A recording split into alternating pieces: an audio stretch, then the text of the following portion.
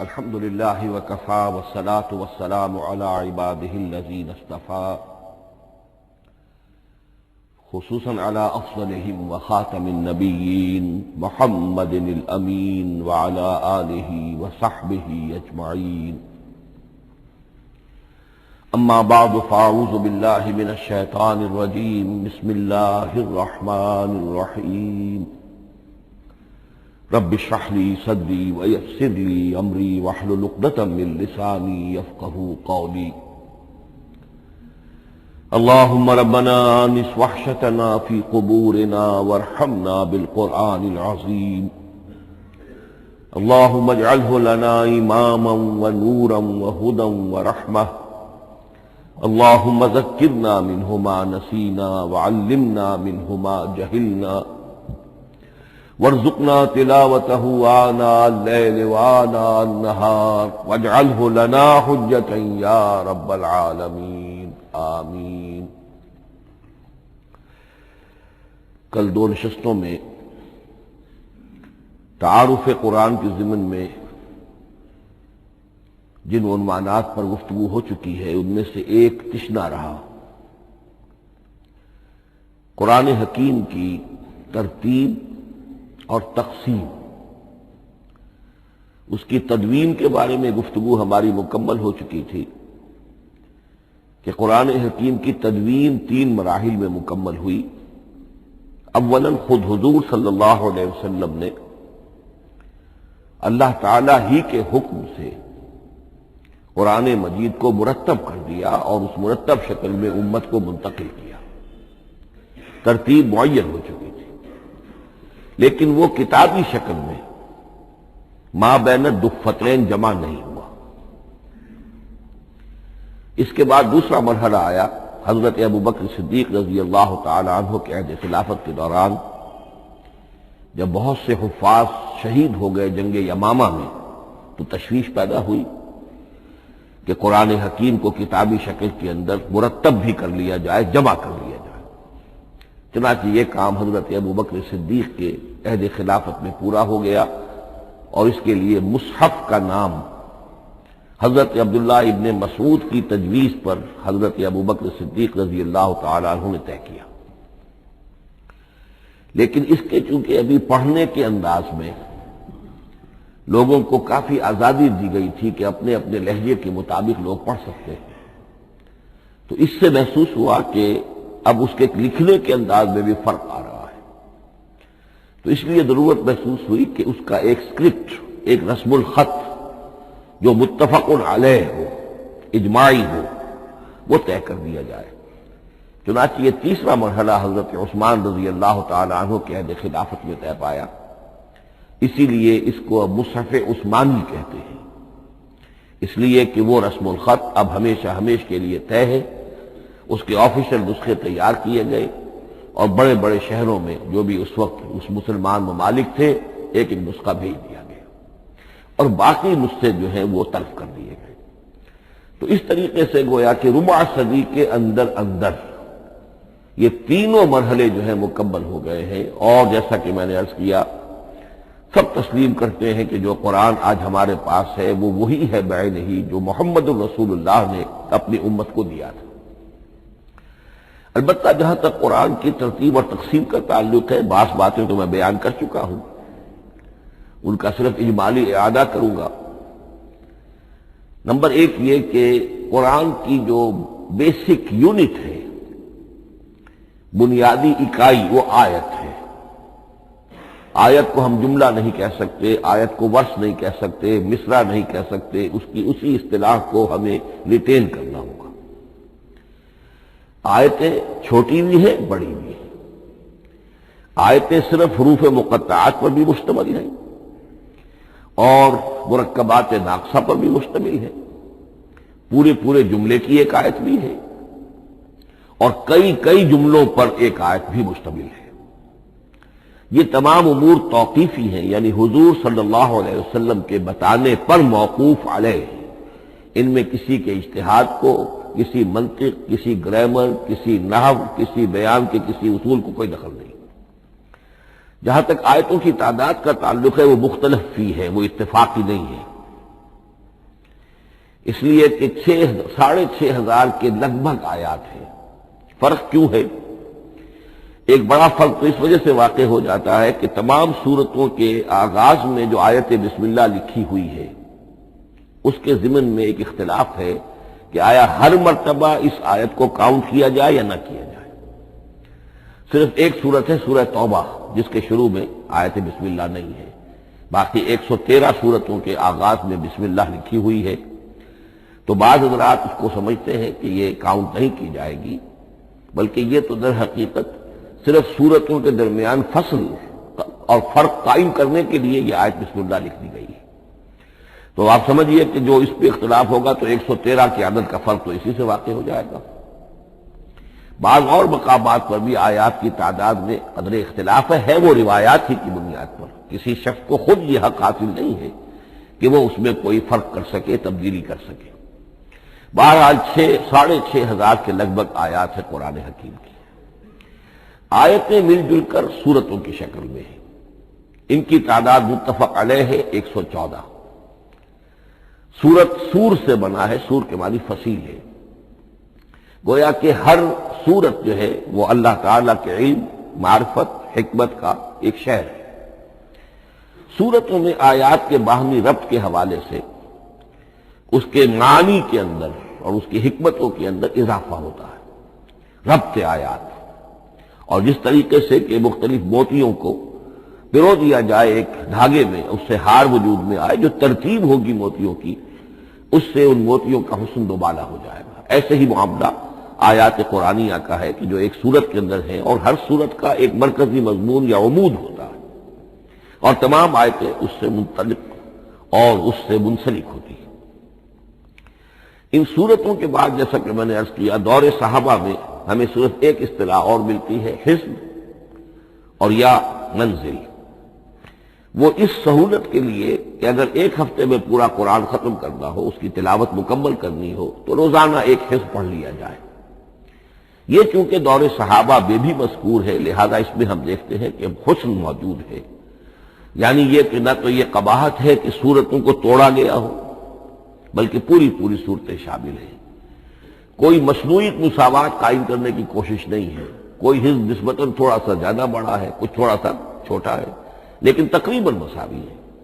خام خواہ کی کوئی مصنوعی مساوات قائم کرنے کی کوشش نہیں ہے، اور اس کے باوجود یہ حسن موجود ہے کہ سورہ فاتحہ کو اگر ہم علیحدہ رکھ دیں کہ وہ پورے قرآن حکیم کے لیے ایک دباچہ اور مقدمہ ہے، تو پہلے حزب یا پہلی منزل میں 3 سورتیں، دوسرے میں 5، تیسرے میں 7، چوتھے میں 9، پانچویں میں 11، چھٹی میں 13، یہ سیڑھی ہے بالکل۔ اور جو آخری حزب مفصل کہلاتا ہے، اس میں چونکہ آخری پارے میں آپ کو معلوم ہے چھوٹی چھوٹی صورتیں ہیں، تو تعداد 65 ہے، وہ بھی جو آخری تعداد ہے 13 اس کا ملٹیپل ہے۔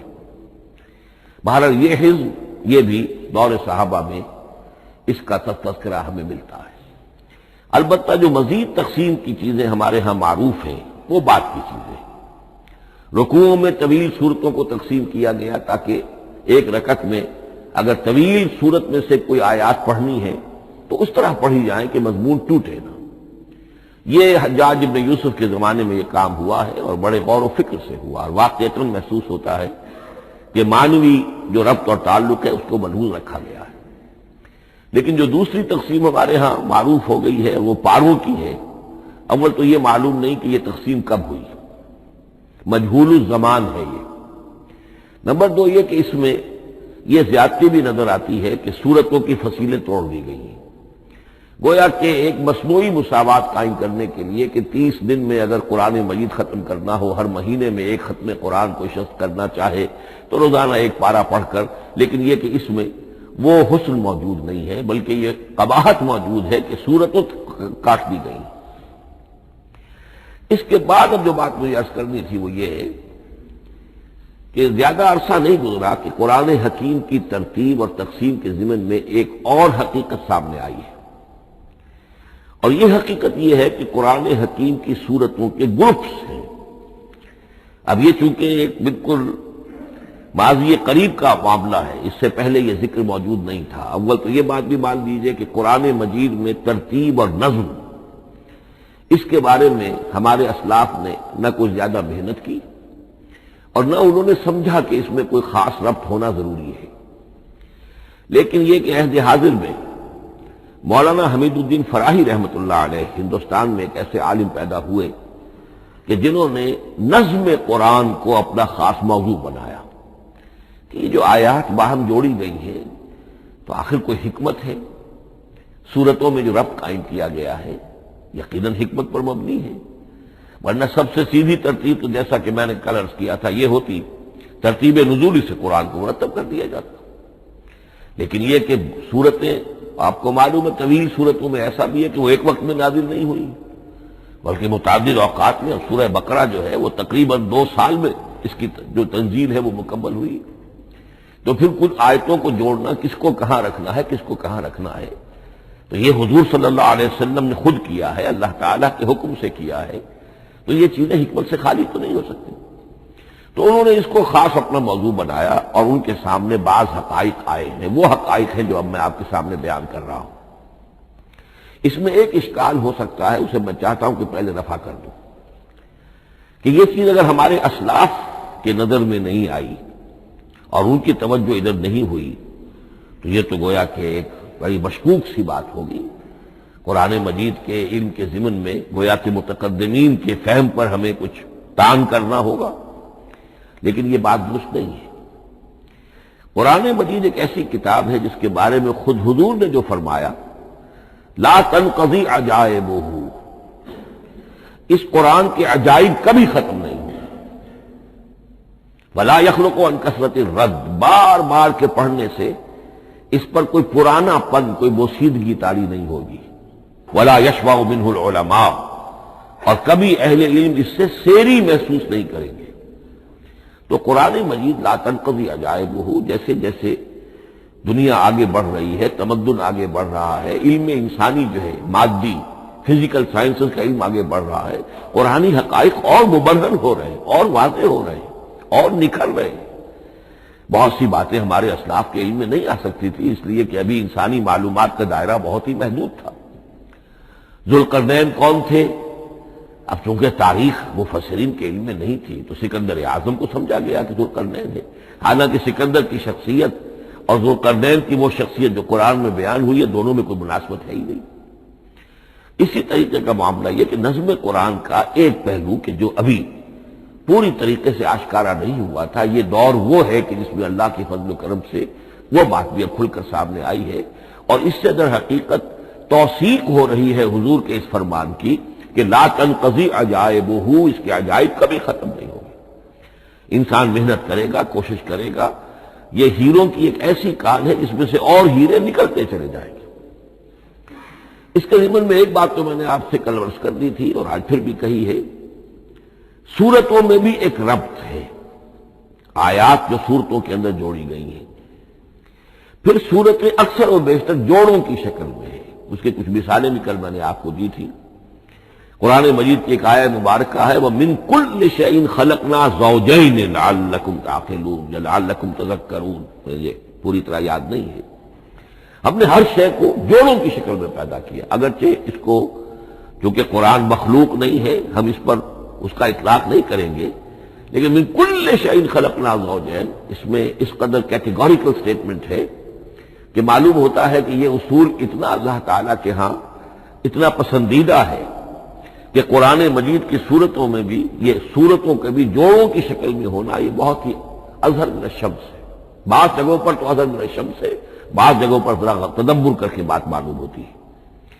البتہ کہیں کہیں آپ کو نظر آئے گا کچھ منفرد صورتیں بھی ہیں، اور ان میں سے بعض یا جب دوران ترجمہ یہ چیزیں آئیں گی تو اب میں صرف اس وقت حوالہ دے سکوں گا، بڑی تیزی سے ہمیں چلنا ہوگا۔ اس وقت میں چاہتا ہوں کہ ذہن میں یہ حقائق بیٹھ جائیں۔ بعض جگہوں پر آپ دیکھیں گے 3 صورتوں کے گروپ ہیں، ان میں سے 2 کے مابین تو نسبت زوجیت کامل ہے، بلکہ یہ سمجھ لیجئے نسبت زوجیت کہتے کس کو ہے؟ 2 چیزیں مل کر کسی مقصد کی تکمیل کریں، ان دونوں میں ایسی نسبت ہونی چاہیے ریسیپروکل کہ وہ ایک دوسرے کی تکمیل کے لیے اور کسی مقصد کے حصول کے لیے ان کے مابین ایک تعلق قائم ہو، یہ زوجیت ہے۔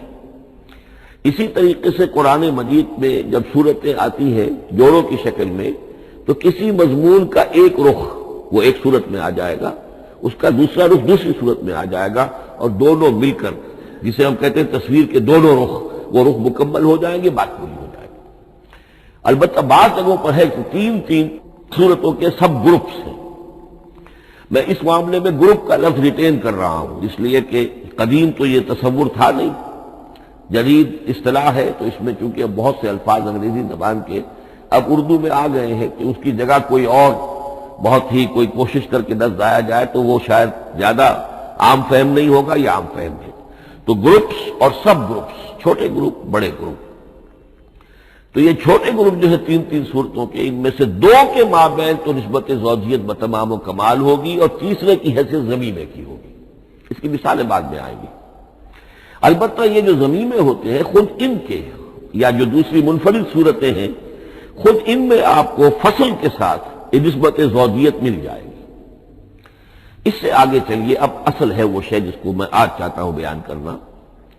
قرآن حکیم کی صورتوں کی ایک گروپنگ اس اعتبار سے سامنے آئی، کچھ صورتیں مکی، پھر مدنی، پھر مکی، پھر مدنی، پھر مکی، پھر مدنی، پھر مکی، پھر مدنی۔ ایسا کیوں ہے؟ بڑی قابل غور بات ہے، اس میں کوئی حکمت ہے؟ اور عجیب بات یہ سامنے آئی، اس اعتبار سے بھی قرآن کے 7 گروپ بنتے ہیں۔ ہر گروپ میں ایک یا ایک سے زائد مکی صورت، اور پھر ایک یا ایک سے زائد مدنی صورتیں، ایک گروپ پورا ہو گیا۔ دوسرے گروپ میں پھر ایک یا ایک سے زائد مکی صورت، پھر ایک یا ایک سے زائد مدنی صورتیں، وہ پھر گروپ مکمل ہو گیا۔ یہ گروپ بھی قرآن حکیم میں 7 ہے۔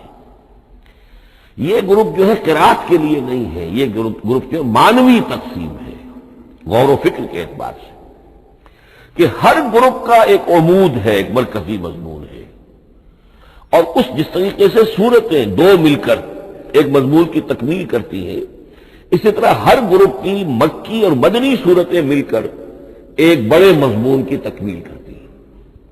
اس طریقے سے گویا کہ یہ قرآن مجید میں 7 گروپ ہیں بڑے بڑے، جو کہ جس میں کہ صورتیں جو ہیں وہ جمع کی گئی ہیں۔ مثلا میں اب آپ کو اشارتاً بتا دوں، پہلے گروپ میں سورہ مکی جو ہے وہ صرف ایک ہے، سورہ فاتحہ، تعداد میں تو ایک ہے، وہ اپنے حجم کے اعتبار سے چھوٹی بھی ہے لیکن بہت بھاری صورت ہے۔ وَلَقَدْ آتَيْنَاكَ سَبْعًا مِنَ الْمَثَانِي وَالْقُرْآنَ الْعَظِيمِ، محض اس صورت کو بھی قرآن عظیم کہا گیا ہے۔ لیکن ایک صورت مکی، سورہ فاتحہ، پھر 4 طویل ترین صورتیں مدنی، بقرہ، آل عمران، نساء، مائدہ۔ دوسرے گروپ میں 2 صورتیں مکی، 2 مدنی، الانعام، الاعراف مکیات، الانفال، التوبہ مدنیات۔ تیسرا گروپ چلتا ہے، 14 صورتیں مسلسل چلی جا رہی ہیں مکی، سورہ یونس سے، سورہ یونس، سورہ ہود، سورہ یوسف، سورہ رعد، سورہ ابراہیم، چلتے جائیے، سورہ حجر، سورہ نحل، سورہ بنی اسرائیل، سورہ کہف، سورہ مریم، سورہ طٰہٰ، سورہ انبیاء، سورہ حج اور سورہ مومنون، 14 صورتیں۔ اب آئی ایک مدنی صورت، سورہ نور۔ یہ تیسرا گروپ مکمل ہو گیا۔ چوتھے گروپ میں بھی یہی بات آپ کو نظر آئے گی۔ الفرقان سے سورہ سجدہ تک 8 صورتیں مکی ہیں، اور پھر ایک صورت آتی ہے سورۃ الاحزاب، وہ مدنی ہے۔ اب یہ جو ایک ایک صورتیں آئی ہیں، سورہ نور اور سورہ احزاب، ہر شخص کو اندازہ ہو جائے گا یہ آپس میں جوڑے کی شکل رکھتی ہیں، ان کے مضامین بہت ایک دوسرے سے مشابہ ہیں، بہت مشابہ ہیں، لیکن یہ کہ وہ اس طریقے کا جوڑا نہیں ہے کہ اسی گروپ میں ان کا جوڑا موجود ہو، اس کا جوڑا جو ہے وہ دوسرے گروپ میں ہے۔ پھر آئیے 5واں گروپ ہے، سورہ سبا سے احقاف تک، یہ 13 صورتیں مکی ہیں، اور پھر سورہ محمد صلی اللہ علیہ وسلم سے سورۃ الحجرات تک 3 صورتیں مدنی ہیں، یہ کل 16 صورتیں ہیں۔ چھٹے گروپ میں سورہ قاف سے سورہ واقعہ تک 7 صورتیں، یہ مکی ہے، اور سورہ حدید سے سورہ طلاق تک 10 صورتیں مدنی ہیں، یہ 17 صورتیں ہیں۔ آخری جو ہے وہ سورۃ الملک سے سورۃ الاخلاص تک 46 صورتیں، اور سورہ معوذتین جو ہے یہ 2 ہے کہ جو مدنی ہے۔ بعض کا اس میں اختلاف ہے، وہ میں بعد میں عرض کروں گا، لیکن جو میری رائے ہے وہ میں آپ کے سامنے رکھ رہا ہوں۔ اس طریقے سے یہ 7 گروپ جو ہیں قرآن مجید میں سورتوں کے وجود میں آئے۔ ہر گروپ کا ایک مرکزی مضمون ہے۔ مثلا پہلے گروپ کا مرکزی مضمون شریعت ہے۔ سورہ فاتحہ میں اہدنا الصراط المستقیم، اے اللہ ہمیں سیدھا راہ دکھا، سیدھے راستے کی ہدایت بخش۔ اب وہ سیدھا راستہ کیا ہے؟ شریعت خداوندی، شریعت الہی، اور شریعت مکمل ہو جاتی ہے ان 4 صورتوں میں۔ شریعت محمدی کا جو بلو پرنٹ ہے، ابتدائی خاکہ جو ہے وہ آپ کو سورہ بقرہ میں ملے گا، اور اس کی جو تکمیلی صورتیں ہیں، تکمیلی احکام ہے، وہ سورہ مائدہ۔ اس کے علاوہ اس گروپ میں جو زیادہ زور ہے وہ سابقہ امت مسلمہ سے گفت و شنید۔ سابقہ امت مسلمہ میں یہودی اور نصارہ دونوں شامل ہیں۔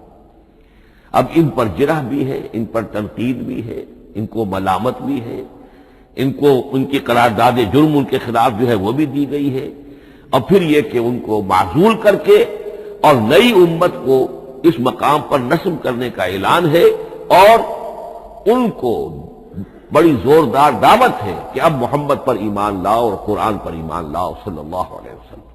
یہ پہلا گروپ ہے۔ اسی طریقے سے ہر گروپ کا، اب یہ ساتھ ساتھ جب ہم چلیں گے تو میں تفصیل کے ساتھ بیان کرتا جاؤں گا کہ اس گروپ کا یہ مرکزی مضمون ہے، اور اس طور سے یہ صورتیں آپس میں ایک دوسرے کے ساتھ مربوط ہیں۔ ان گروپوں میں آپ نے دیکھا ہوگا کہ پہلے اور آخری گروپ ان کی ایک ریسیپروکل سی صورت ہے کہ پہلے گروپ میں مکی صورت صرف ایک چھوٹی سی، اور مدنی صورتیں 4-6 پارے سے زائد پر پھیلی ہوئی، جبکہ آخری گروپ میں سارے دونوں پارے جو ہے سورہ ملک سے شروع ہو کر مکی صورتوں پر مشتمل ہے، آخر میں آ کر چھوٹی چھوٹی صورتیں وہ مدنیات ہیں۔ یہ ایک دوسرے کے بالکل ریسیپروکل ہیں، کانورس۔ لیکن دوسرا گروپ ادھر سے اور دوسرا ادھر سے، یعنی چھٹا، یہ بڑے متوازن ہیں۔ 2 صورتیں مکی، 2 مدنی، اور ادھر 7 صورتیں مکی اور 10 مدنی، لیکن 60 صورتیں جو ہیں وہ 3-3 رکوعوں کی ہیں، ان میں سے ایک 4 رکوع کی بھی ہے، اور اکثر و بیشتر وہ جو دوسری ہے وہ 2-2 رکوعوں کی ہے، تقریباً متبادل بنتی ہے۔ تو درمیان میں جو ہے ان میں جو مدنی صورتوں کا حصہ بہت کم ہے، اکثر و بیشتر جو ہے وہ مکی صورتیں ہیں۔ ان مکی صورتوں کے اندر بھی جو 6 گروپ تقریباً بنتے ہیں، اس لیے کہ پہلی گروپ کے اندر تو مکی صورت صرف سورہ فاتحہ ہے، تو ان میں سے پہلے 2 گروپوں میں رسالت کا مضمون مرکزی مضمون ہے، درمیانی 2 گروپوں میں توحید کا مضمون مرکزی مضمون ہے، آخری 2 گروپوں میں انذار آخرت کا مضمون مرکزی مضمون ہے۔ آخری صورتیں آپ کو معلوم ہے سورہ قاف سے شروع ہو کر تو پھر یہ انذار آخرت جو ہے ان سب کا مرکزی مضمون ہے۔ مدنی قرآن جو ہے یہ بھی آپ نوٹ کر لیجئے کہ کل قرآن کا 1/3 ہے تقریباً، اور اس 1/3 کا 2/3 پورا کا پورا پہلے گروپ میں آ گیا ہے، سورہ بقرہ، سورہ آل عمران، سورہ نساء، سورہ مائدہ۔ باقی تو پھر جا کے سورہ احزاب، سورہ نساء، پھر 3 چھوٹی صورتیں، پھر آخر میں 2 بہت چھوٹی چھوٹی صورتیں، سورہ انفال اور سورہ توبہ۔ لیکن یہ کہ یہ 2/3 جو ہے مدنی قرآن کا حجم بالکل پہلے ہی اس گروپ کے اندر آ گیا ہے۔ اس کی بھی حکمت ہے، کیوں مدنی صورتوں کو پہلے رکھا گیا؟ میرے علم میں نہیں ہے کہ اس موضوع پر کسی شخص نے گفتگو کی ہو سوائے محمد مارمڈیوک پکتھال کے۔ میرے علم کی حد تک ہو سکتا ہے کہ کسی اور مفسر نے، کسی محقق نے کوئی بات کہی ہو اس سے بھی زیادہ وزنی کہی ہو، لیکن میرے علم کی حد تک مارمڈیوک پکتھال نے جو ترجمہ کیا ہے انگریزی میں، اس کے دیباچے میں اس موضوع پر گفتگو کی ہے، بہت ہی عمدہ بات کہی ہے۔ انہوں نے کہا کہ جب یہ قرآن نازل ہو رہا تھا تو اصل اہمیت ایمان کی تھی، پہلے لوگ ایمان لائیں، اور پھر جو ایمان لائے ان کو پھر احکام دیے گئے کہ یہ کرو اور یہ نہ کرو، یہ حلال ہے، یہ حرام ہے، یہ فرض ہے، وغیرہ وغیرہ۔ لیکن جب ایک امت وجود میں آ گئی، امت کے وجود میں آنے کے بعد اب نسلاً مسلمان پیدا ہو رہے ہیں، ان کے ہاں اب ضرورت پہلے اسلام کی ہے، چاہے بچہ چھوٹا ہی ہے، پہلے اسے احکام سکھائے جائیں گے۔ بچہ چھوٹا ہی ہے، نماز پڑھنی سکھائی جائے گی، بچہ چھوٹا یہ روزہ رکھنا سکھایا جائے گا۔ تو امت کے اس طرح تشکیل پا جانے کے بعد اب اصل اہمیت جو ہے وہ احکام کی ہو گئی ہے، احکام اب مقدم ہے، اور ایمان کا معاملہ جو ہے وہ اس کے بعد مؤخر ہے۔ کوئی شخص بالغ ہوگا، ذہین ہوگا، فطین ہوگا، غور و فکر کی صلاحیت سے اگر اللہ تعالیٰ نے اسے بہرور کیا ہوگا پھر وہ حقیقت ایمان تک رسائی حاصل کرے گا، ورنہ یہ ہے کہ عام ایک مسلمان جو ہے اسے جہاں تک احکام کا تعلق ہے ان پر تو عمل کرنا ہی ہے۔ تو یہ بڑی میں سمجھتا ہوں کہ ذہانت پر مبنی بات ہے کہ جو محمد مارمڈیو پلتھال نے کہی ہے، اور مجھے اس سے اتفاق ہے۔ اب آئیے اگلا معاملہ، اگلی بحث، اگلا موضوع، قرآن کا موضوع کیا ہے؟ کیا قرآن فلسفے کی کتاب ہے، سائنس کی کتاب ہے؟ کیا یہ جیولوجی کی کتاب ہے، فزکس کی کتاب ہے، کس چیز کی کتاب ہے؟ تو پہلی بات یہ سمجھیے، قرآن کا موضوع ہے انسان، لیکن انسان کی اناٹمی نہیں، انسان کی فزیولوجی نہیں، انسان کی اینتھروپولوجی نہیں، کچھ نہیں، انسان کی ہدایت۔ یہ ہدایت کا لفظ بنیادی ہے قرآن مجید کے لیے۔ چنانچہ دیکھیے ذرا نوٹ کر دیجئے، سورہ بقرہ کے شروع ہی میں ھدی للمتقین، پھر اس کے وسط میں ھدی للناس، سورہ یونس میں فرمایا ھدی ورحمۃ للمؤمنین، سورہ لقمان میں فرمایا ھدی ورحمۃ للمحسنین، سورۃ البقرہ اور نمل میں فرمایا ھدی وبشریٰ للمؤمنین، آل عمران میں وموعظۃ للمتقین، ھدی وموعظۃ للمتقین، پھر 3 مرتبہ الہدی هو الذی ارسل رسولہ بالہدی ودین الحق لیظہرہ علی الدین کلہ۔ الہدی، ہدن نکرہ ہے، الہدی معرفہ ہو گیا، یعنی ہدایت کاملہ، ہدایت تامہ، ہدایت ابدی۔ اسی طرح سورۃ النجم میں فرمایا وَلَقَدْ جَاءَهُم مِّن رَّبِّهِمُ الْهُدَىٰ، سورۃ الجن میں وَإِنَّا لَمَّا سَمِعْنَا الْهُدَىٰ آمَنَّا بِهِ، سورہ بنی اسرائیل میں وَمَا مَنَعَ النَّاسَ أَن يُؤْمِنُوا إِذْ جَاءَهُمُ الْهُدَىٰ، سورہ بنی اسرائیل میں بھی یہ الفاظ آئے، سورہ کہف میں بھی آئے۔ تو قرآن کا موضوع ہے ہدایت، اور اس کو اب ذہن میں رکھیے کہ انسان کے علم کے 2 گوشے ہیں۔ علم انسانی 2 حصوں میں منقسم ہے۔ ایک حصہ ہے فزیکل ورلڈ کا علم، جو حواس کے ذریعے سے حاصل ہوتا ہے، مادی حقائق ان کا علم۔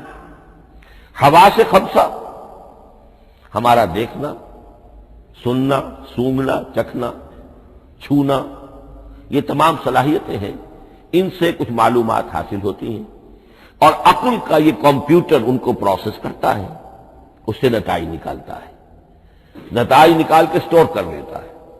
پھر مزید کوئی معلومات حواس کے ذریعے سے حاصل ہوتی ہیں، اب ان کو وہ پھر پروسیس کر کے جو سابق میموری سٹورڈ ہے اس کے ساتھ ریکنسائل کر کے کوئی اور نتیجہ اخذ کرتا ہے۔ اس طرح رفتہ رفتہ رفتہ رفتہ انسان کا یہ علم بڑھتا چلا جا رہا ہے، اور ہم نہیں کہہ سکتے کہ ابھی اور کہاں تک جائے گا۔ آج سے چند 100 سال پہلے بھی انسان تصور نہیں کر سکتا تھا کہ انسانی علم وہاں پہنچ جائے گا جہاں آج پہنچ چکا ہے۔ اس علم کا وحی سے کوئی تعلق نہیں، اس علم کا تعلق ہے ان علم اسماء سے جو حضرت آدم میں ودیعت کر دیے گئے تھے بالکل شروع میں۔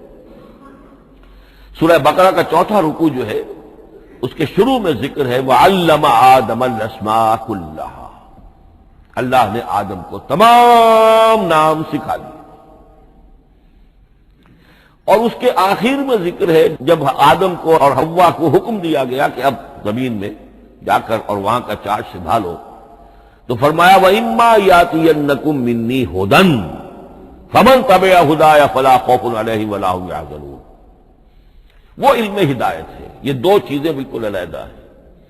علم اسماء در حقیقت یوں سمجھیے کہ جیسے آم کی گٹھلی میں پورا آم کا درخت ہوتا ہے، وہی تو گٹھلی ہے جو آپ زمین میں دباتے ہیں، پھر اگر پانی وہاں پڑتا ہے، زمین میں روئیدگی بھی ہے، وہ گٹھلی پھٹے گی، وہ جو اس میں سے دو پتے نکلیں گے، وہ پتے اوپر بڑھیں گے، درخت بنے گا، وہ پورا درخت جو ہے آم کی گٹھلی میں موجود تھا، صرف اسے پورا درخت بننے میں 2 سال 3 سال 4 سال لگیں گے، لیکن درخت موجود تھا، پوٹینشلی بالقوہ پورا درخت آم کی گٹھلی میں موجود تھا، ایکچولی بالفعل وہ آم کا درخت جو ہے کئی سال کے اندر وجود میں آیا۔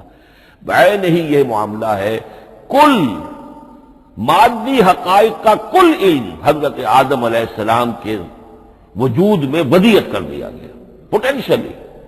اب اس کی ایکسفولیشن ہو رہی ہے، وہ بڑھتا جا رہا ہے، برگ و بار لا رہا ہے، اور یہ علم جو ہے اس کا تعلق جیسا کہ میں نے عرض کیا آسمانی ہدایت سے نہیں ہے، اب یہ خود رو پودا ہے، بڑھتا چلا جا رہا ہے، اور کہاں تک پہنچے گا؟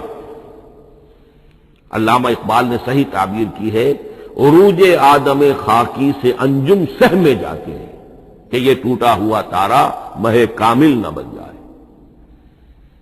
علامہ کی زندگی میں تو انسان نے چاند پر قدم نہیں رکھا تھا، لیکن یہ کہ اب تو چاند پر قدم رکھ کر انسان آ چکا، تو عروج آدم خاکی سے انجم سہمے جاتے ہیں کہ یہ ٹوٹا ہوا تارا مہ کامل نہ بن جائے۔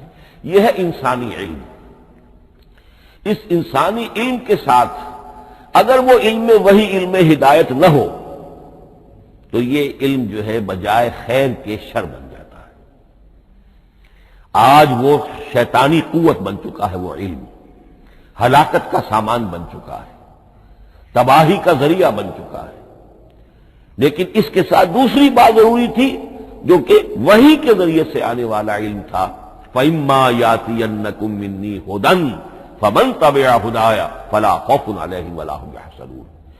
یہ علم الہدایت جو ہے یہ در حقیقت قرآن حکیم میں آ کر مکمل ہو گیا ہے۔ اس کے لیے بھی میں چاہتا ہوں کہ بات آپ سمجھ لیں، اس میں جو ارتقاء ہوا ہے، پہلی کتابیں نازل ہوئی ان میں بھی ہدن تو تھی، کل بھی میں نے آپ کو آیت سنائی تھی سورہ مائدہ کی، انا انزلنا التوراۃ فیہا ھدی و نور، ہم نے تورات نازل کی تھی، اس میں ہدایت بھی تھی، نور بھی تھا۔ اسی رکوع میں 7واں رکوع ہے وہ سورہ مائدہ کا، انجیل کے بارے میں، فیہ ھدی و نور، اس میں بھی ہدن بھی تھی، ہدایت بھی تھی، نور بھی تھا۔ لیکن یہ ہدایت اور یہ نور درجہ بدرجہ ترقی کر رہا ہے، یہاں تک کہ کامل ہوا ہے، قرآن میں آ کر الہدا بن گیا ہے۔ اب یہ ہدن نہیں، الہدا، کامل ہدایت نامہ۔ اس کی وجہ کیا ہے؟ دیکھیے، ایک بچے کو اگر آپ تعلیم دینا چاہتے ہیں تو اس کی ذہنی سطح کو ملحوظ رکھے بغیر تو نہیں دے سکتے۔ آپ چاہے پی ایچ ڈی استاد رکھ دیں کسی بچے کے لیے، بچہ بھی پرائمری کی تعلیم پا رہا ہے، وہ پی ایچ ڈی کا استاد کیا کچھ پلا دے گا اس کو، کیا پڑھا دے گا اس کو؟ اس کی اپنی استعداد جو ہے ابھی اتنی کم ہے کہ اسی کی مناسبت سے اسے تعلیم دی جائے گی، رفتہ رفتہ وہ آگے بڑھے گا، یہاں تک کہ وہ اپنے پوری عقل کے اور شعور کی پوری شدت اور قوت کو پہنچ جائے گا، بلوغت کو پہنچ جائے گا۔ اب اسے آخری پڑھایا جائے گا، اب اسے فلسفہ پڑھایا جائے گا، پہلے وہ ہسٹری پڑھ رہا تھا، اب فلسفی آف ہسٹری پڑھے گا۔ اس حوالے سے تدریجاً اللہ تعالیٰ نے تورات میں صرف احکام ہے، حکمت ہے ہی نہیں، انجیل میں حکمت ہے، احکام ہے ہی نہیں، دونوں مل کر ایک بات کو مکمل کرتی ہیں۔ تورات میں صرف احکام ہے، حکمت ہے ہی نہیں۔ جیسے کہ میں نے عرض کیا تھا، بچے کو آپ بتا دیتے ہیں بھئی روزہ ٹوٹ جاتا ہے اس طریقے سے، روزے کا مطلب یہ ہے اب دن بھر کھانا کچھ نہیں ہے، چاہے بچہ ابھی 6 سال کا ہے، 7 سال کا ہے، 8 سال کا ہے، آپ بتا رہے ہیں احکام تو دے دیے جائیں، یہ کرو یہ نہ کرو، یہ ڈوز ہے یہ ڈونٹس ہے، تو احکام عشرہ، دی 10 commandments، احکام دیے گئے، حکمت نہیں۔ ابھی حکمت کا تحمل ان کے لیے ممکن نہیں تھا، ابھی وہ عہد طفولیت ہے نوع انسانی کا۔ یوں سمجھیے کہ آج سے 3500 سال قبل کا انسان، 1400 قبل مسیح میں تورات دی گئی ہے حضرت موسیٰ علیہ السلام کو، اب یہ 2000 مسیح آنے والا ہے، تو 3400 سال پہلے کی بات ہے، تو انسانی ذہن ابھی جس سطح پر تھا، یہاں تک کہ 2000 سال پہلے حضرت مسیح علیہ السلام کے بھی الفاظ انجیل میں موجود ہیں، اب بھی موجود ہیں۔ اپنے حوارین سے آپ نے فرمایا تھا، ابھی مجھے تم سے اور بھی بہت سی باتیں کہنی تھی، مگر ابھی تم ان کا تحمل نہیں کر سکو گے، جب وہ فارقلیت آئے گا تو تمہیں سب کچھ بتائے گا. یہ پیشن گوئی تھی محمد الرسول اللہ صلی اللہ علیہ وسلم. ابھی تم تحمل نہیں کر سکتے، ابھی 600 برس اور چاہیے تمہاری ذہنی بلوغت کے لیے. تو الہدا مکمل ہوا ہے قرآن حکیم میں آ کر. البتہ ایک نقطہ اس میں نوٹ کیجئے، قرآن مجید اگرچہ کتاب ہدایت ہے، سائنس کی کتاب نہیں ہے، لیکن اس میں سائنٹیفک فینومینا کی طرف اشارے موجود ہیں. چونکہ قرآن مجید ان تمام جو بھی یہ کائناتی حقائق ہیں ان سب کو آیات الہیہ قرار دیتا ہے. ان فی خلق السماوات والارض واختلاف اللیل والنہار والفلک التی تجری فی البحر بما ينفع الناس وما انزل اللہ من السماء من ماء فاحیا به الارض بعد موتها وبث فيها من كل دابة وتصریف الرياح والسحاب المسخر بین السماء والارض لآیات لقوم یعقلون. یہ سب نشانیاں ہیں اللہ کی قدرت، اللہ کی عظمت، اللہ کے علم کامل، اللہ کی حکمت بالغہ، سب نشانیاں. تو یہ جو فزیکل فینومینا ہے ان کی طرف قرآن ریفر کرتا ہے. بعض حقائق وہ ہے کہ جن کا تعلق اسٹرانومی سے ہے. کل فی فلک یسبحون، یہ تمام اجرام سماویہ جو ہیں یہ اپنے اپنے مدار میں تیر رہے ہیں. معلوم ہوا ہر شے حرکت میں ہے. انسان پر تو ایک دور ایسا گزرا ہے وہ یہ سمجھتا تھا زمین ساکن ہے اور سورج حرکت کر رہا ہے. پھر ایک دور آیا کہا نہیں سورج ساکن ہے، زمین حرکت کرتی ہے، اس کے لیے چکر لگاتی ہے. اور آج ہمیں معلوم ہوا ہر شے حرکت میں ہے، ہر شے. سورج کا بھی اپنا ایک مدار ہے، اس میں وہ حرکت کر رہا ہے اپنے پورے کنبے کو لے کر. یہ پورا سولر سسٹم اس کا کنبہ ہے، اس پورے کنبے کو لے کر وہ بھی ایک مدار میں حرکت کر رہا ہے. تو معلوم ہوا کل فی فلک یسبحون. اب یہ کل کا لفظ جس طرح منقع ہو کر، جس طرح مبرہن ہو کر، جس شان کے ساتھ آج وہ عویدہ ہوا ہے، واضح ہوا ہے، آج سے پہلے انسان کو معلوم نہیں تھا. تو یہ جو فزیکل فینومینا ہے جن کی طرف قرآن مجید ریفر کرتا ہے، یہ اگرچہ قرآن کا اصل موضوع نہیں ہے، لیکن ایک بات جان لیجئے کہ قرآن مجید میں ان فزیکل فینومینا کے بارے میں جو بات کہی گئی ہے وہ غلط نہیں ہو سکتی. اور یہ وہ حقیقت ہے کہ جو اس دور میں آ کر اتنی واضح ہوئی ہے. آپ نے نام سنا ہوگا ڈاکٹر مورس بکائی کا. یہ فرانسیسی سرجن تھے، انہوں نے مطالعہ کیا، کمپیریٹو اسٹڈی کی قرآن بائبل دونوں کی. بائبل سے مراد اولڈ ٹیسٹمنٹ، نیو ٹیسٹمنٹ دونوں. اور وہ اس نتیجے پر پہنچا کہ پورے قرآن میں کوئی ایک لفظ ایسا نہیں ہے جسے ہماری ساری سائنسی انکشافات میں سے کسی نے غلط ثابت کیا، جبکہ تورات میں بے شمار چیزیں ایسی ہیں کہ سائنس انہیں غلط ثابت کر چکی ہے. The science, the Quran and the Bible. اب یہ بات بڑی اہم ہے. اس کو بڑی خوبصورت انداز میں ڈاکٹر رفیع الدین مرحوم نے کہا ہے کہ یہ کائنات اللہ کا فعل ہے، عمل ہے، اس کی تخلیق ہے، اس کی تدبیر ہے، اور قرآن اللہ کا قول ہے. قول و عمل میں تضاد ممکن نہیں. عام انسان کے قول و عمل میں تضاد ممکن نہیں، اللہ کے قول و فعل میں اور قول و عمل میں تضاد ہو سکتا ہے. ہاں یہ ہو سکتا ہے کہ ایک دور میں انسانوں نے بات سمجھی نہ ہو، ان کا ذہن وہاں تک پہنچا نہ ہو، ان کی معلومات کا دائرہ ابھی اس حد تک ہو کہ ان حقائق تک نہ پہنچا ہو. لیکن جیسے جیسے وقت آئے گا مزید حقائق منکشف ہوں گے اور یہ بات اور زیادہ سے زیادہ واضح سے واضح تر ہوتی چلی جائے گی کہ جو کچھ قرآن میں لکھا ہے وہی برحق ہے. ہاں آج سے پہلے انسانی ذہن اس حد تک رسائی حاصل کرنے کا اہل نہیں تھا. اور یہ ہے در حقیقت آیت قرآن حکیم کی. یہ سورہ حامیم السجدہ کی لاسٹ بٹ 1 آیت ہے. سنریہم آیاتنا فی الآفاق وفی انفسہم حتی یتبین لہم انہ الحق. ہم انہیں دکھاتے چلے جائیں گے اپنی نشانیاں، آفاق میں بھی انفس میں بھی.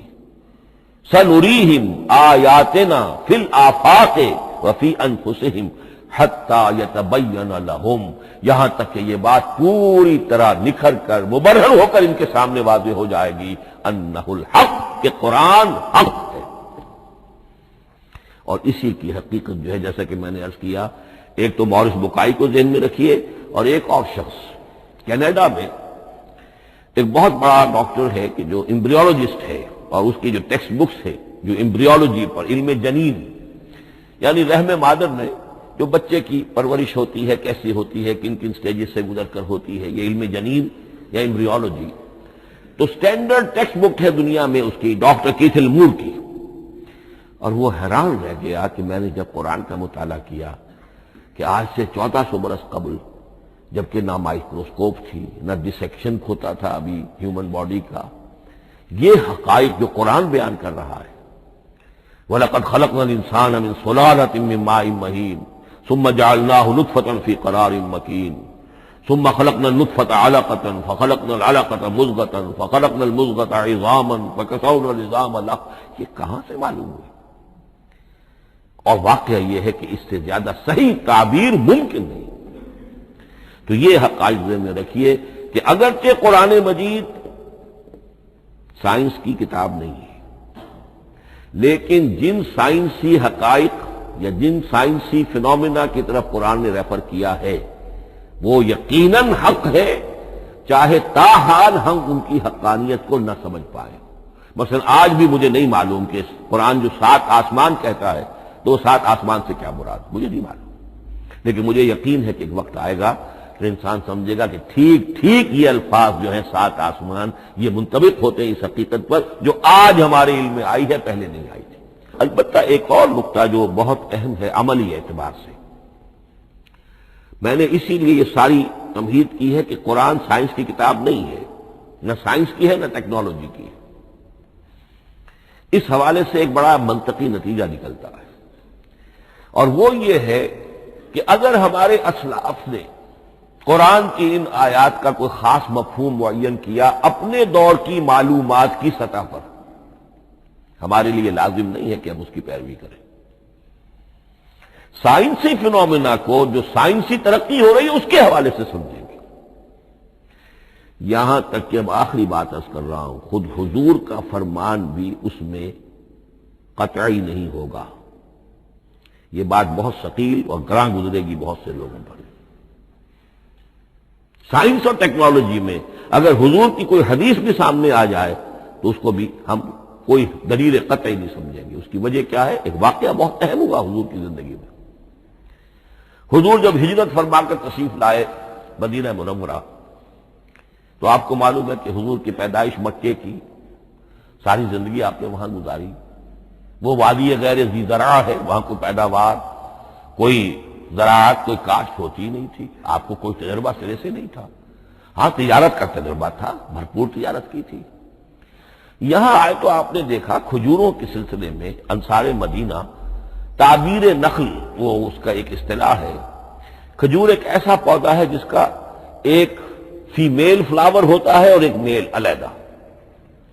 اب میل فلاور اور فیمیل فلاور ان دونوں کو قریب لے آئے تو اس سے اس بات کا زیادہ امکان ہو جاتا ہے فرٹیلائزیشن ہو اور پھل بنے اور زیادہ آپ کو پھل حاصل ہو، فصل زیادہ ہو۔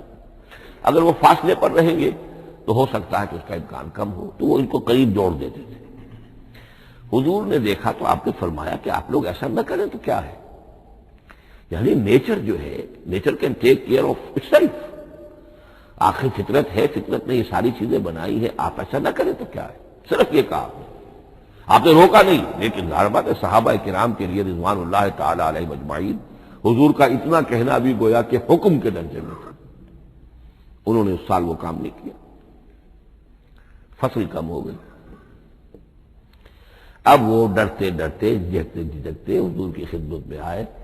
حضور آپ نے فرمایا تھا ہم نے وہ نہیں کیا، تعبیر نخل اس سال نہیں کی ہم نے، فصل کم ہوئی ہے۔ آپ نے فرمایا انتم اعلم بامور دنیاکم، اس کا ایک ایک لفظ یاد کر لیجیے، انتم اعلم بامور دنیاکم، اپنے یہ دنیاوی اور مادی معاملات میں تم زیادہ تجربے کار ہو، تم زیادہ حقائق سے واقف ہو، میں عالموں کا لفظی ترجمہ یہاں کرنا جو ہے اس کی جرت مجھے نہیں ہو رہی، تم زیادہ واقف ہو ان چیزوں سے، میں یہ چیزیں سکھانے نہیں آیا۔ آپ ٹیکنالوجی پڑھانے نہیں آئے تھے، آپ طب سکھانے نہیں آئے تھے، آپ کوئی اور سائنس پڑھانے نہیں آئے تھے، ورنہ تو ہم شکوہ کرتے کہ آپ نے ہمیں ایٹم بم بنانا کیوں نہیں سکھا دیا پہلے ہی۔ نہیں، یہ موضوع ہی نہیں ہے۔ قرآن کا موضوع معین ہونا چاہیے۔ قرآن کا موضوع انسان کی ہدایت، اس ہدایت کے لیے جس قدر اس کو ضرورت ہے علم کی کہ وہ جو یہ فزیکل فینومینا ہیں ان کے حوالے سے بھی ہدایت حاصل کرے، اس حد تک ان کا تذکرہ ہے۔ لیکن یہ یقین اور ایمان ہونا چاہیے کہ قرآن مجید کے الفاظ میں جو شے مضمر ہے وہ کبھی غلط ثابت نہیں ہوگی۔ یہ ہو سکتا ہے کہ قرآن کی کسی آیت کا کوئی مفہوم ہمارے اسلاف نے 1000 برس پہلے یا 600 برس پہلے سمجھا ہو اور وہ مفہوم غلط ثابت ہو جائے، وہ ایک علیحدہ بات ہوگی، لیکن قرآن مجید کا ٹیکسٹ جو ہے اس کے اندر کہیں ایسی بات نہیں آ سکتی۔ اب آئیے فہم قرآن کے اصول۔ ظاہر بات ہے کہ اس موضوع پر اصول تفسیر پر کوئی مجھے تفصیلی اس وقت گفتگو کرنے کا موقع تو نہیں ہے، البتہ یہ کہ 7 گنتی کر کے چیزیں نوٹ کر لیجئے کہ جس سے قرآن مجید کے فہم میں سہولت حاصل ہوگی۔ پہلی بات وہ جو کسی درجے میں پہلے بھی سامنے آ چکی ہے، قرآن کا اسلوب استدلال منطقی نہیں ہے، فطری ہے۔ ایک ہوتا ہے منطق کی گتھیوں سے اور منطق کے اصولوں سے اور منطق کی دلیلوں سے بات ثابت کی ہے، نہیں۔ قرآن فطرت انسانی کے مطابق بات کرتا ہے۔ ایک ان پڑھ شخص بھی قرآن کو اپنے سے دور یا اپنے آپ کو قرآن سے دور نہیں سمجھے گا اگر ذرا سا وہ قرآن کو سمجھ سکتا بس۔ لیکن یہ ہے کہ قرآن مجید کا جو اسلوب ہے وہ تو یہ کہ منطقی نہیں ہے، فطری ہے، یا اس میں اگر ایک لفظ کا اضافہ کیا جائے خطابی ہے۔ خطابی کیا ہوتا ہے؟ جو میں کل عرض کر چکا ہوں، خطبے کی ایک شان ہوتی ہے، وہ دلیل کے ساتھ ساتھ جذبات سے بھی اپیل کرتا ہے، اور اس میں آپ کو ایک اپنے باطن میں جھانکنے کی دعوت دی جاتی ہے۔ تم ذرا اپنے باطن میں جھانک کر دیکھو۔ بعض آیات ایسی ہیں، بڑی پیاری آیات ہیں، افی اللہ شک فاطر السماوات والارض، بس کیا اللہ کی ہستی میں بھی کوئی شک ہو سکتا ہے جو آسمان اور زمین کا پیدا کرنے والا ہے؟ غور کرو، سوچو۔ یہ صرف آپ کے دروں بینی، آپ کو اپنے اندر جھانکنے کی دعوت ہے۔ اسی طرح اَإِنَّكُمْ لَتَشْهَدُونَ أَنَّ مَعَ اللَّهِ آلِهَةً أُخْرَىٰ، کیا واقعتاً تم اس کی گواہی دیتے ہو کہ اللہ کے ساتھ کوئی اور بھی الہ ہے؟ یہ گویا کہ کسی کے آنکھوں میں آنکھیں ڈال کر پیئرسنگ آئیز کے ساتھ کسی سے سوال کرنا، کیا واقعی؟ اور اس میں در حقیقت کون سی ہے پس منظر میں؟ یہ بنائے ہوئے ڈھکوسلے ہیں، ان پر خود تمہارا دل مطمئن نہیں ہے۔ تم کہتے تو ہو یہ ہمارا عقیدہ ہے اور یہ ہماری بات ہے اور یہ ہمارا موروثی عقیدہ ہے، ھذا ما وجدنا علیہ آباءنا، ہم نے آباء، لیکن واقعتاً غور تو کرو، کیا واقعی تم گواہی دیتے ہو کہ اللہ کے سوا کوئی اور الہ بھی موجود ہے؟ اس کو آپ کہیں گے خطابی انداز۔ نمبر 2، قرآن حکیم میں 2 طرح کی آیات ہیں، محکمات اور متشابہات۔ یہ سورہ آل عمران کے شروع میں یہ بہت اہم مضمون جو ہے وہ آ گیا ہے۔ هو الذی انزل علیک الکتاب منہ آیات محکمات ہن ام الکتاب واخر متشابہات، آل عمران آیت نمبر 7۔ اب یہ جو متشابہات ہیں یہ کون سی ہیں اور محکمات ہیں وہ کون سی ہیں، اس کو ذہن میں رکھیے۔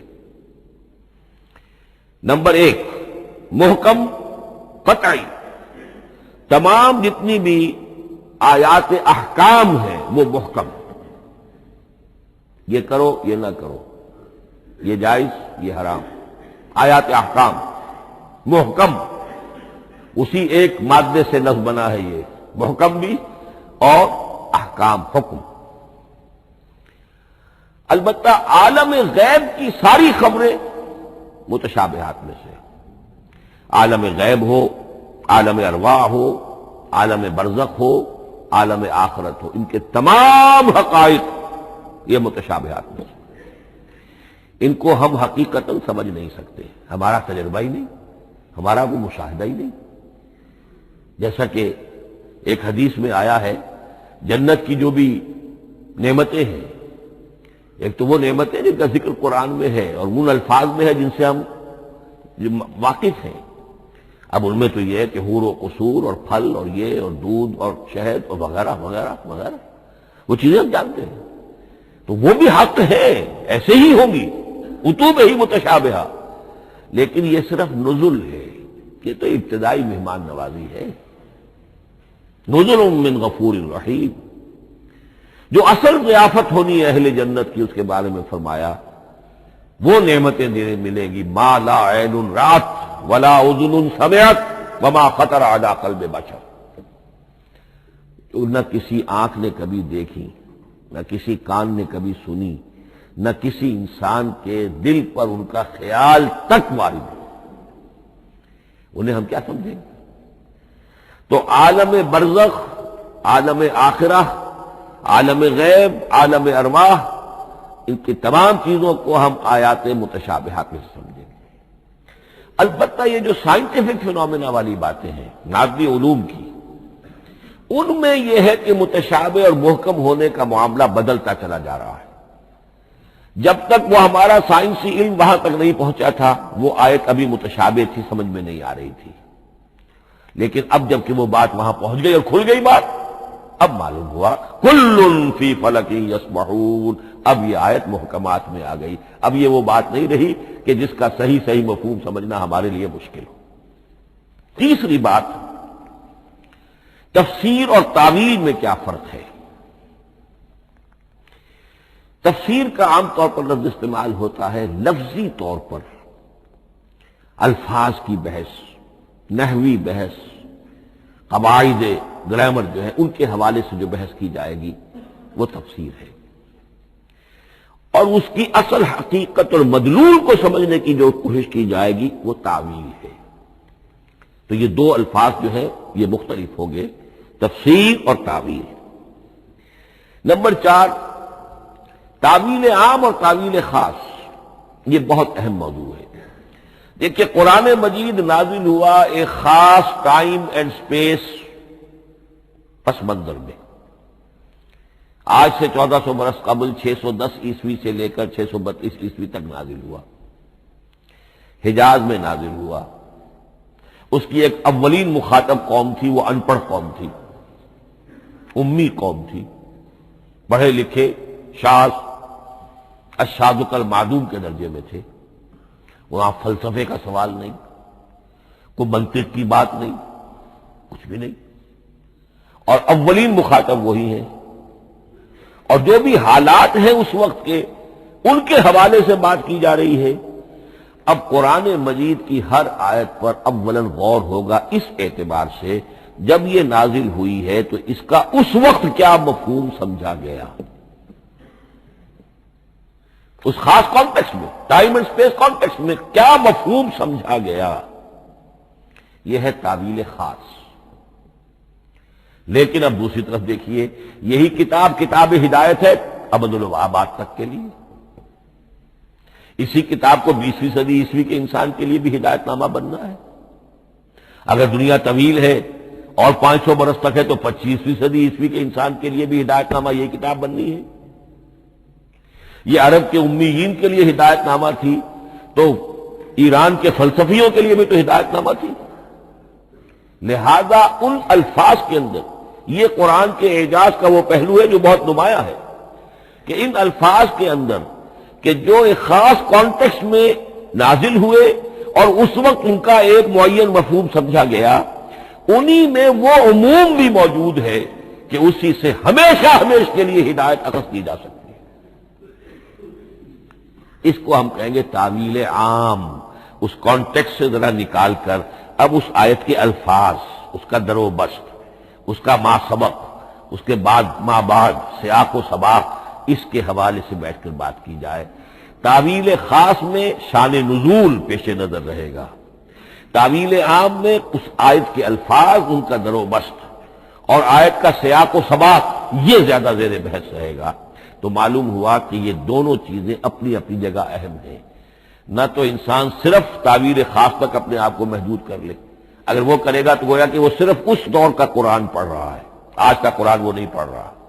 قرآن کے اندر تو واقعتاً یہ شان ہے کہ میں جس کے لیے الفاظ یہ استعمال کیا کرتا ہوں کہ ہر دور کے افق پر ایک خورشید تازہ کے مانند طلوع ہوگی یہ کتاب۔ معلوم ہوگا آج کا قرآن ہے، یہ ہمیں آج ملا ہے قرآن، اور گویا کہ آج جو ہمیں مسائل درپیش ہے ان کا حل ہے جو یہ قرآن پیش کر رہا ہے۔ یہ اس کا اعجاز ہے، یہ اس کا کمال ہے۔ اس اعتبار سے نوٹ کیجئے تعویل خاص اور تعویل عام، یہ الفاظ کیونکہ بار بار دورہ ترجمہ آئیں گے تو اس لیے میں نے ان اصطلاحات سے چاہا کہ آپ واقف ہو جائیں۔ ایک اور اس میں بات سمجھنے کی ہے تذکر اور تدبر۔ قرآن سے بنیادی ہدایت حاصل کر لینا، اس کے لیے قرآن انتہائی آسان ہے۔ وَلَقَدْ يَسَّرْنَا الْقُرْآنَ لِلذِّكْرِ فَهَلْ مِن مُدَّكِرٍ۔ ذرا سی انسان کو عربی آتی ہو کہ براہ راست قرآن کا مفہوم آپ کے ذہن اور قلب پر نازل ہوتا چلا جائے، بس قرآن کا اصل جو پیغام ہے، جو اس کی اصل ہدایت ہے، اس کی تمثیل یوں سمجھیے کہ سمندر میں اگر کوئی آئل ٹینکر جو ہے ٹوٹ جائے تو میلوں جو آئل ہوتا ہے وہ سطح سمندر کے اوپر پھیل جاتا ہے، سطح پر رہے گا، نیچے تو جائے گا نہیں۔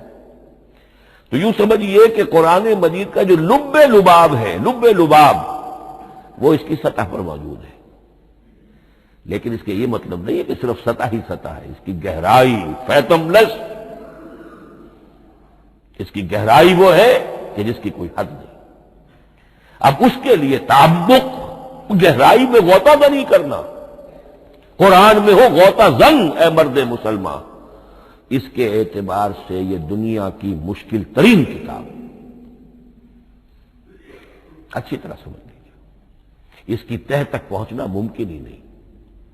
غلطی سے ہم کبھی کبھی کسی شخص کی مدح کرتے ہوئے کہہ دیتے ہیں فلاں شخص کو قرآن پر بڑا عبور حاصل ہے۔ ایک عالم دین نے یہ الفاظ میرے بارے میں کہہ دیے تھے، میں نے فوراً ٹوک دیا۔ میں نے کہا آپ کیا، یہ قرآن کی آپ نے گویا کہ قرآن مجید کی شان میں گستاخی کی ہے، قرآن کی توہین کی ہے۔ عبور کہتے ہیں ایک کنارے سے دوسرے کنارے کو چلے جانا، دریا عبور کر دیا، قرآن کے کنارے ہے ہی نہیں، یہ ناپیدا کنار سمندر ہے، اس سمندر کا کوئی کنارہ نہیں، نہ اس کی گہرائی اور نہ اس کے کنارے۔ لہذا پوری زندگی کوئی امام راضی ہو، کوئی زمخشری ہو، کوئی ہو، پوری زندگی کھپا کر بھی وہ یہ نہیں کہہ سکے گا کہ میں نے قرآن مجید کو بتمام و کمال سمجھ لیا ہے۔ معاذ اللہ، ناممکن۔ وراء الورا ثم وراء الورا، یہ ہے تذکر اور تدبر۔ اس کے لیے تو پوری زندگی انسان کھپائے، پورا وقت اس کے لیے لگائے، پوری صلاحیت کھپا دے، تب بھی وہ بہت سی جگہوں پر پھر بھی کہے گا واللہ عالم۔ امام راضی کو بھی نہ معلوم کتنے مقامات پر جا کر یہ کہنا پڑا ہے کہ اللہ بہتر جانتا ہے۔ اعلم ان هذا المقام مقام غامض عمیق محیب، یہ مقام تو بہت محیب ہے، پرہیبت ہے، بہت گہرا ہے، بہت غامض ہے۔ امام راضی کہہ رہے ہیں، 30 جلدوں میں تفسیر لکھنے والا شخص۔ بارک اللہ لی ولکم فی القرآن العظیم ونفعنی وإیاکم بالآیات والذکر الحکیم۔